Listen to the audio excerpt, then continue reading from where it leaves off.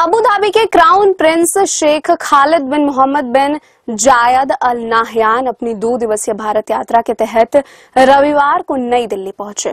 भारत में उनका स्वागत किया गया। नाहयान भारत की इस यात्रा के दौरान पश्चिम एशिया में बढ़ते तनाव के बीच ऊर्जा और संपर्क सहित विभिन्न क्षेत्रों में द्विपक्षीय संबंधों को मजबूत करने पर चर्चा करेंगे। केंद्रीय वाणिज्य एवं उद्योग मंत्री पीयूष गोयल ने हवाई अड्डे पर अबू धाबी के क्राउन प्रिंस का स्वागत किया, जिसके बाद उनका औपचारिक स्वागत किया गया।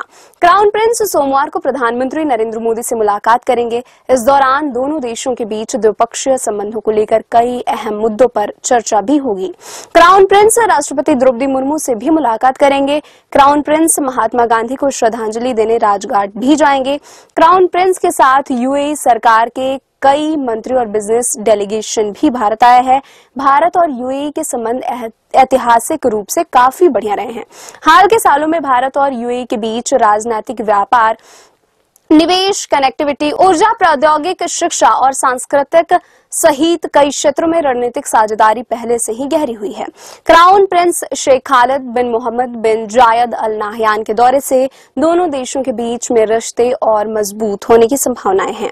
अबू धाबी के क्राउन प्रिंस का भारत दौरा एक ऐसे समय में हो रहा है जब मध्य पूर्व में तनाव चरम पर है, इसलिए उनके इस दौरे की खास अहमियत है। क्राउन प्रिंस के तौर पर नाहयान का यह पहला भारत दौरा है।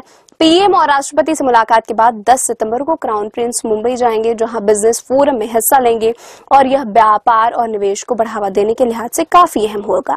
पिछले कुछ सालों में देखें तो भारत और यूएई के बीच जो संबंध है उसमें काफी निकटता आई है।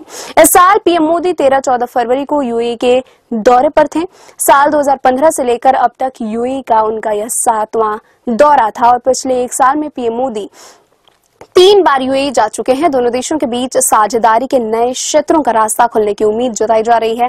पीएम मोदी ने 2015 में यूएई की यात्रा की थी और उस समय दोनों देशों के संबंधों को राजनीतिक साझेदारी के स्तर पर ले जाया गया था और 2017 में दोनों देशों के बीच कॉम्प्रिहेंसिव स्ट्रेटेजिक पार्टनरशिप पर भी हस्ताक्षर हुए थे।